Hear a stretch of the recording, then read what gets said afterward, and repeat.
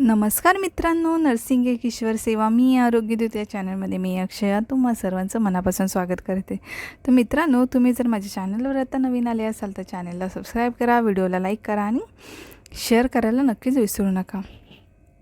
तर आजचा आपण व्हिडिओ बघूया MSN सेकंडमध्ये विचारला जाणारा प्रश्न GNM सेकंड इयरसाठी आणि ANM नर्सिंग स्टुडंटसाठी पण हा महत्त्वपूर्ण प्रश्न आहे. तर त्यांना पण विचारला जाणारा हा प्रश्न आहे, तर त्यांनी पण व्हिडिओ शेवटपर्यंत बघायचा आहे. ANM स्टुडंटसाठी असं आहे की त्यांना जर असे जे क्वेश्चन दिले तसे जर नाही आले तरी मम्सशी रिलेटेड क्वेश्चन येतात, तर त्यांनी हा व्हिडिओ शेवटपर्यंत बघायचा आहे. हा GNM सेकंड इयरला आलेला क्वेश्चन आहे, पण यातली माहिती ANM स्टुडंट्सनाही इम्पॉर्टंट असणार आहे. चला तर मग आजच्या व्हिडिओला सुरुवात करूया. तर आपण क्वेश्चन काय काय विचारलेत, 15 मार्काचा विचारला गेलेला क्वेश्चन आहे हा. आता बघूया. मम्स म्हणजे काय, मम्स कसा पसरतो, मम्स आजाराची चिन्हे व लक्षणे लिहा, मम्स प्रतिबंधक व शुश्रूषा उपाय लिहा, मम्स ही आजाराचे विपरीत परिणाम. तर 2, 2, 3, 5, 3 अशा प्रकारचे जवळजवळ 15 मार्काला विचारला गेलेला प्रश्न आहे. तर वरचा प्रश्न बघ, 15 ही ते 15 आहे. 15 वर्षाची सोनल ही इन्फेक्शन वॉर्डमध्ये मम्स ही आजाराने दाखल केली आहे. खाली प्रश्नांची उत्तरे द्या. अशा प्रकारचा प्रश्न आहे, त्याच्याशी रिलेट आपल्याला उत्तरं द्यायची आहेत. तर आपण चला तर मग सुरू करूया व्हिडिओ. तर पहिला आपण मम्स म्हणजे काय ते बघूया. तर मम्सला मराठीमध्ये गालगुंड बोलतात.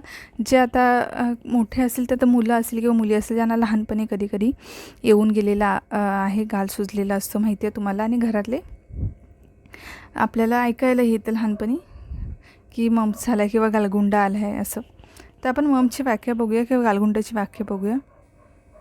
तर गालगुंड मम्स हा तीव्र संसर्गजन्य रोग असून व्हायरसमुळे होतो. हा रोग सर्व जगभर आढळतो व मोठ्या शहरांमध्ये एंडेमिक स्वरूपात आढळतो. याचे वैशिष्ट्य म्हणजे एका किंवा दोन्ही पॅराटाइट ज्या ग्रंथी असतात, आपल्या ग्लँड्स असतात, या सुजतात, परंतु त्यात कधीही पू होत नाही. स्वेलिंग येते पॅराटाइट ग्रंथींना, पण ते कधीही त्यांना सूज येते, पण त्यात कधीही पू होत नाही. हा रोग वर्षभर थोड्या प्रमाणात होऊ शकला असला तरी हिवाळ्यात हा रोग जास्त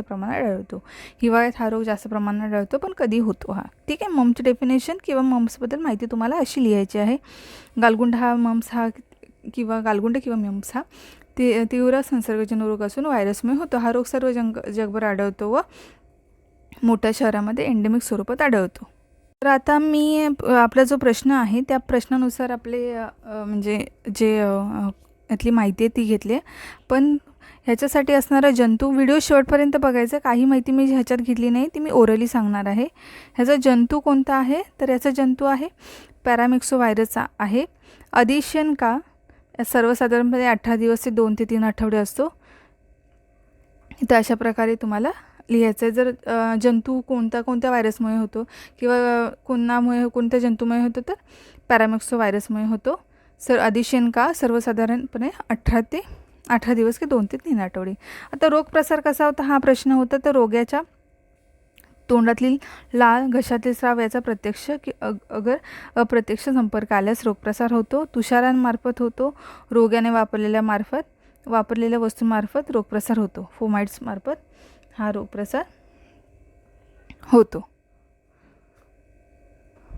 आणि वय याचं जर विचारलं ना, वय कुणाला, वय तर 5 ते 15 हा वयोगट आहे. ठीक आहे.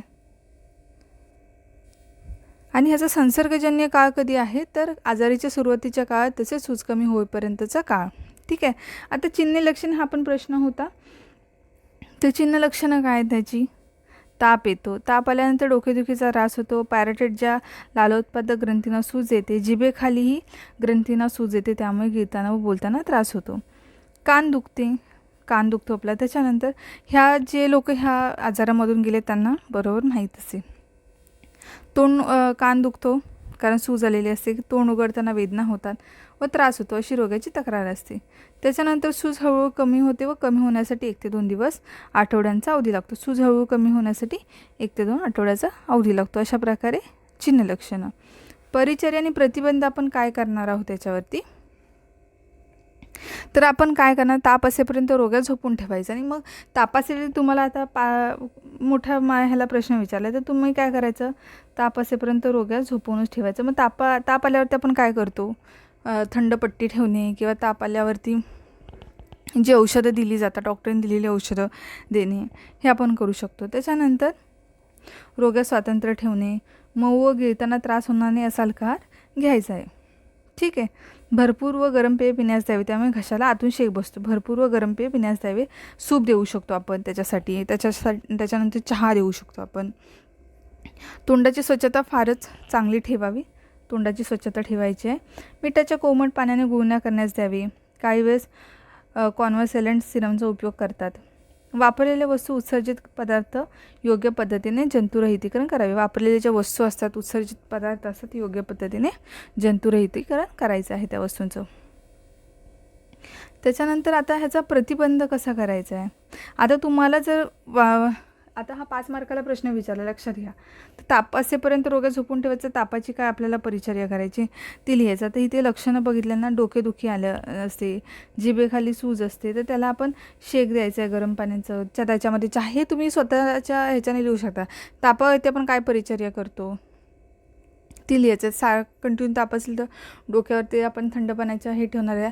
अंगावर प्रत्यक्ष झोत येणार नाही अशा ठिकाणी रोग्याला झोपायचं आहे. हे पण तुम्ही ॲड करू शकता. खूप छान आहे. ठीक आहे. त्याच्यानंतर प्रतिबंध आपण कसा करायचा आहे. तर गालफुगीच्या प्रतिबंधासाठी अर्धमोत विषाणूपासून बनवलेली खूप प्रभावी लस उपलब्ध आहे. प्रतिबंध करण्यासाठी वॅक्सिन उपलब्ध आहे. लसीकरण केलेल्या 95% बालकांमध्ये स्नायूतील इंजेक्शन दिलेल्या 0.5 मिली लसीमुळे दिसून येण्याजोग्या अँटीबॉडीज निर्माण होतात. लसीकरण केलेल्या 95% बालकांमध्ये स्नायूतील इंजेक्शन दिलेल्या 0.5 मिली लसीमुळे दिसून येण्याजोगे अँटीबॉडीज निर्माण होतात. त्याच्यानंतर एकदा होऊन गेल्यानंतर दीर्घकाळ टिकणारी प्रतिकारशक्ती निर्माण होते. क्वचित दुसऱ्यांदा झालेले पाहायला मिळते. एकदा होऊन गेल्यानंतर दीर्घकाळ टिकणारी प्रतिकारशक्ती निर्माण होते. क्वचित दुसऱ्यांदा झालेले बघायला मिळतं आपल्याला. ओके. आता ह्याचे विपरीत परिणाम काय, हा शेवटचा प्रश्न आहे, तर लक्षात घ्यायचं आहे. ह्याचे विपरीत परिणाम काय आहेत. तर यात स्त्रीबीजांड कोशदाह होतो, ओरायटिस होतो, वृषणदाह होतो,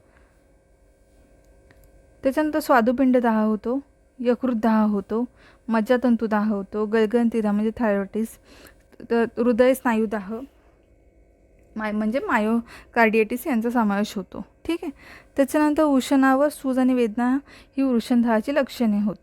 प्रौढांना होणाऱ्या गालफुगीमध्ये लालग्रंथीदाहानंतर आढळून येणार दुसरी महत्त्वाची गुंतागुंत म्हणजे वृषणदाह होय. ठीक आहे. प्रौढांना जे होणारी जी गालफुगी आहे त्याच्यानंतर लालग्रंथीदाहानंतर दुसरी येणारी महत्त्वाची आढळून गुंतागुंत म्हणजे वृषणदाह होय. गरोदरपणाच्या पहिल्या 3 महिन्यात गालफुगी झाल्यास महिलेत आपोआप गर्भपात होण्याची शक्यता 25% असते. म्हणजे गरोदरपणाच्या पहिल्या 3 महिन्यात गालफुगी झाल्यास आपोआप गर्भपात म्हणजे नॅचरली अबॉर्शन होण्याची शक्यता 25% असते. ठीक आहे. तर अशा प्रकारे ह्याचे विपरीत परिणाम आहेत, तुम्हाला छानपैकी लिहायचे आहेत जर अशा प्रकारे हा प्रश्न विचारला गेला तर. विपरीत परिणाम, प्रतिबंध, परिचर्या काय आहे ते फक्त परिचर्या, प्रतिबंध आपण नंतर बघितलं आहे. चिन्हे लक्षणे आहे त्याची, रोगप्रसार कसा होतो, व्याख्या सांगितल्या आहेत. ह्याचं वय गालगुंड होण्याचं 5 ते 15 वर्ष सांगितले. जंतू कोणता होतो तर पॅरामिक्सो व्हायरस आहे. अधिशयन काळ सर्वसाधारण 2 ते 3 आठवडे, 18 किंवा दिवस किंवा 2 ते 3 आठवडे. तेही मी तुम्हाला ओरली सांगितलेलं आहे. काय अजून म्हणजे काय तुम्हाला क्वेरी नसावी. ठीक आहे. आणि जर तुम्हाला जंतूचे ठिकाण जर लिहायचं पूर्ण ह्याच्याबद्दल आहे तर मी ओरली सांगितलेली लिहा. मम्सचे रोगी, सब क्लिनिकल केसेस हे जंतूंचे ठिकाण आहे. तर अशा प्रकारे आजचा व्हिडिओ होता, हा प्रश्न होता. तर तुम्हाला आवडला असेल आजचा व्हिडिओ, मला लाईक करा, व्हिडिओला शेअर करायला विसरू नका ज्यांना गरज आहे त्या मित्रांपर्यंत, आणि सबस्क्राईब करायलाही. लवकरच भेटू आपण दुसऱ्या छानपैकी व्हिडिओमध्ये. तोपर्यंत काळजी घ्या, स्वस्थ राहा, मस्त राहा. धन्यवाद.